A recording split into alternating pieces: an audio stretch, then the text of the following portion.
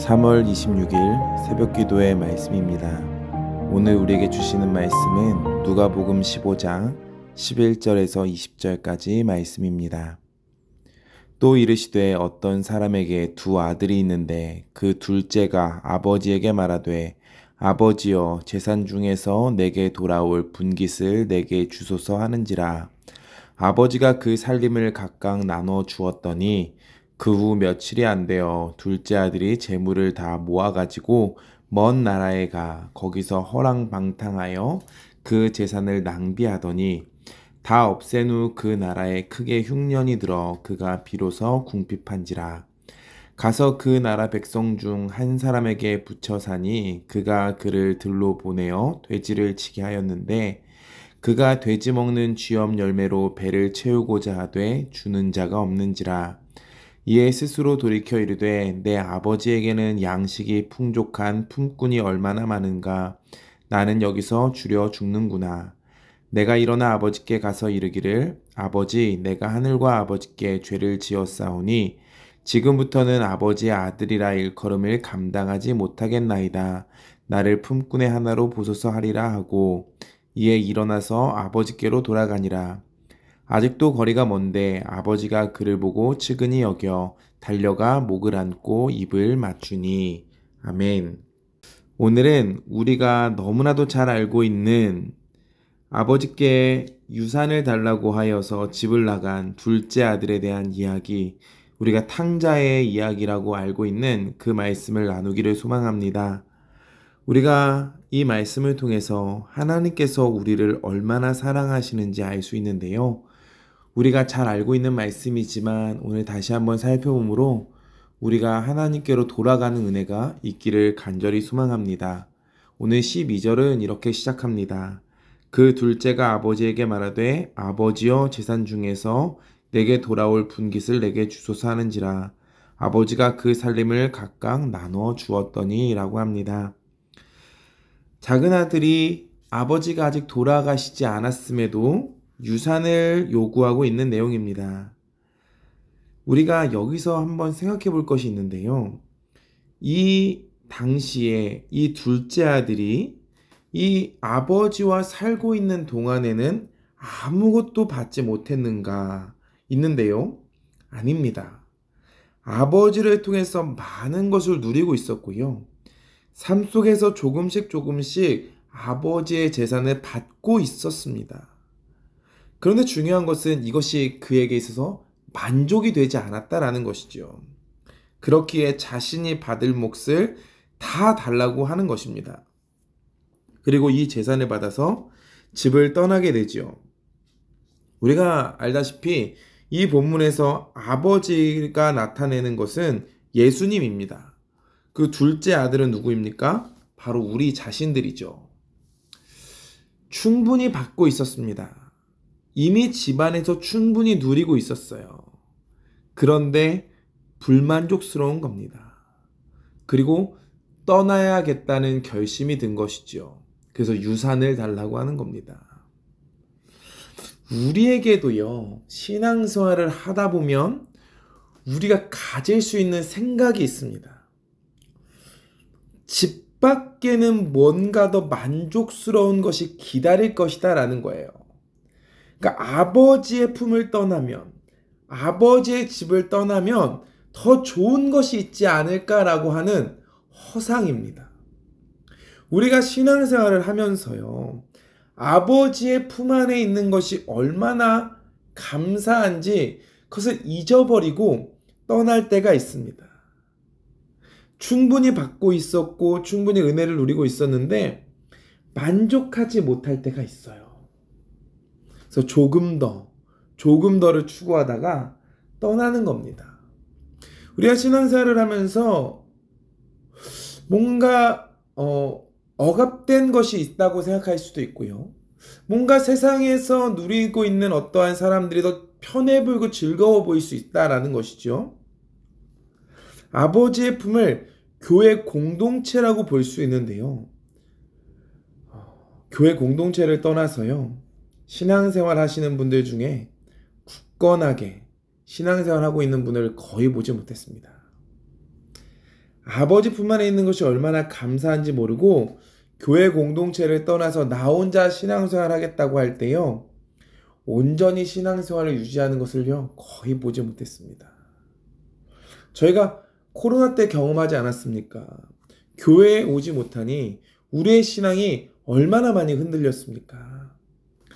우리가 하나님의 품 안에 있을 때 가장 안전합니다. 하나님 품 안에 있을 때 가장 행복합니다.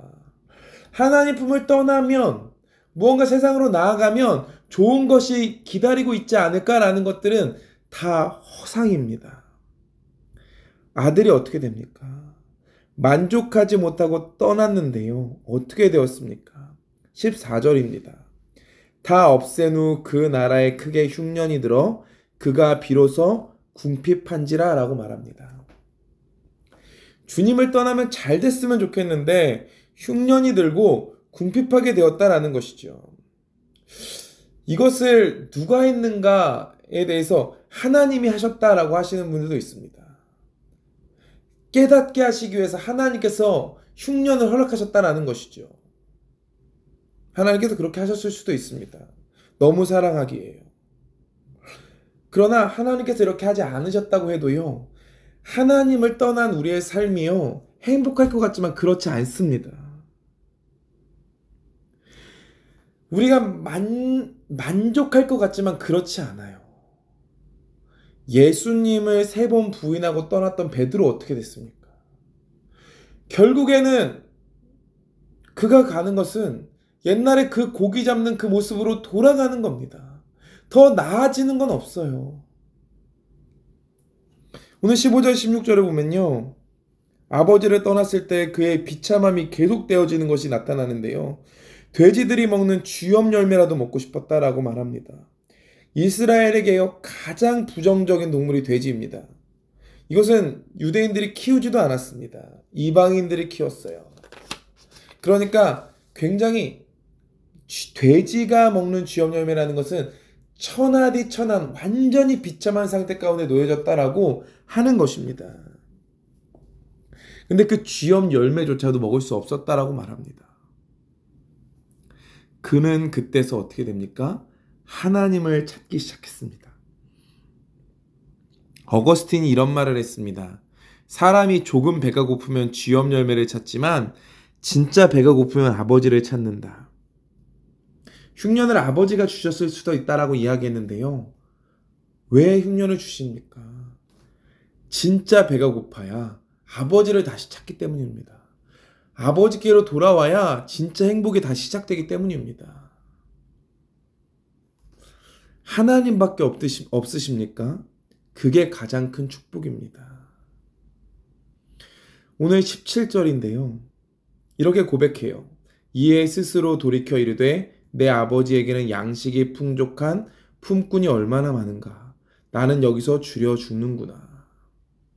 그가 비참함 속에서 완전히 천하디천한 낮고 낮은 자리까지 내려간 그 자리에서요, 아버지를 떠올렸습니다.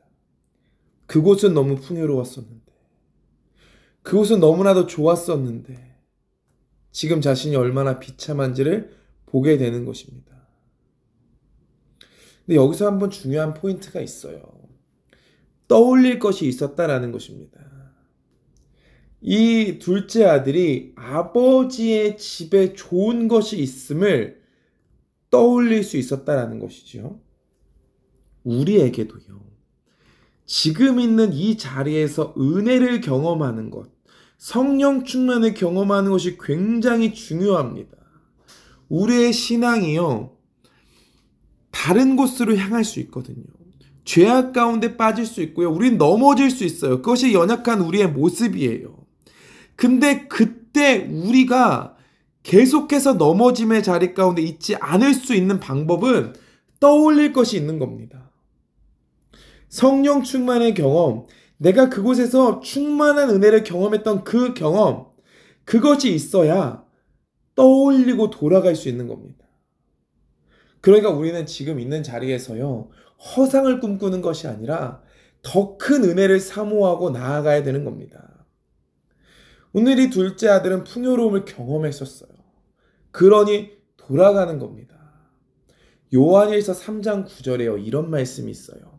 하나님께로부터 난 자마다 죄를 짓지 아니하나니 이는 하나님의 씨가 그의 속에 거함이요 그도 범죄하지 못하는 것은 하나님께로부터 났음이라 라고 합니다.